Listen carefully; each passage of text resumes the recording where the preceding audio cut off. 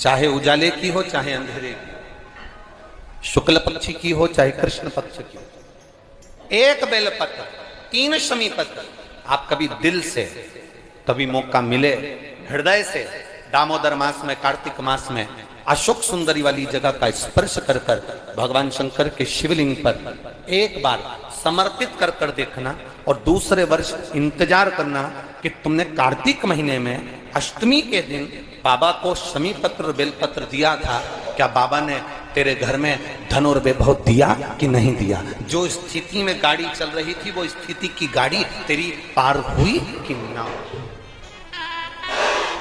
कितने बेलपत्र? बोलो बोलो, जम के बोलो जरा। कितना शमी पत्र? 1 बेलपत्र 3 शमी पत्र।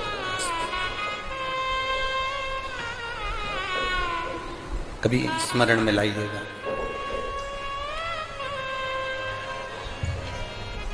बस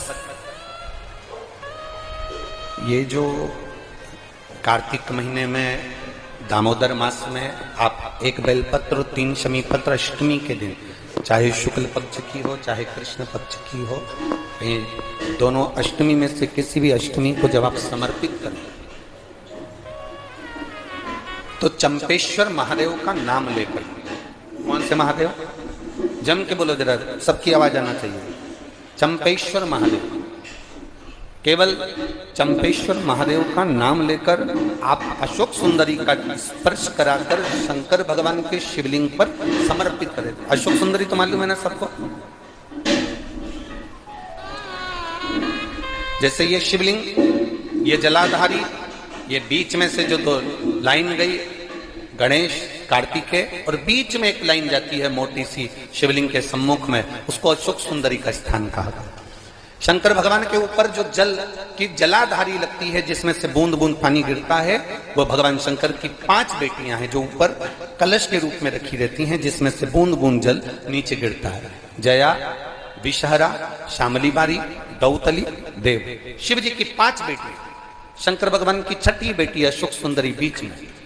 जब आप बेलपत्र 1, शमी पत्र 3, चंपेश्वर महादेव का नाम लेकर अशोक सुंदरी का स्पर्श कराकर भगवान शंकर को जब आप समर्पित करेंगे इस कार्तिक महीने में, दामोदर मास में, अष्टमी तिथि के दिन, चाहे वो शुक्ल पक्ष की हो चाहे वो कृष्ण पक्ष की हो, अष्टमी तिथि को अगर समर्पित करते हैं तो आप वर्ष भर में इंतजार कर कर जरूर बताना कि तुम साल भर पहले जितना कमाते थे, वर्ष भर पहले तुम जो व्यापार व्यवसाय कर रहे थे, साल भर से जो नौकरी के लिए प्रयास कर रहे थे, उसमें सफलता आपको अगले वर्ष की दामोदर मास आने से पहले मिली कि नहीं मिली, वो स्मरण आपके भीतर होना चाहिए।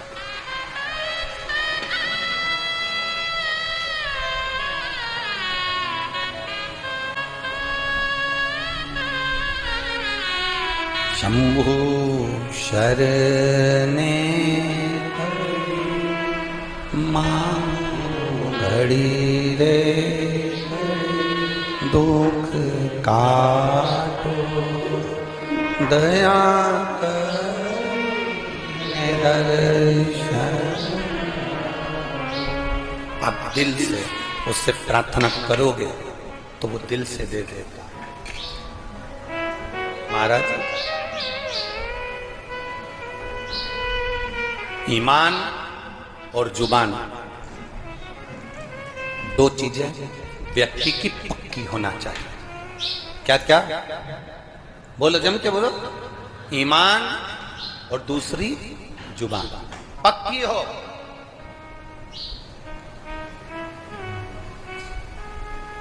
आप दिल से, आप बाबा का भजन कर कर देखो, आप दिल से बाबा का स्मरण कर कर देखो,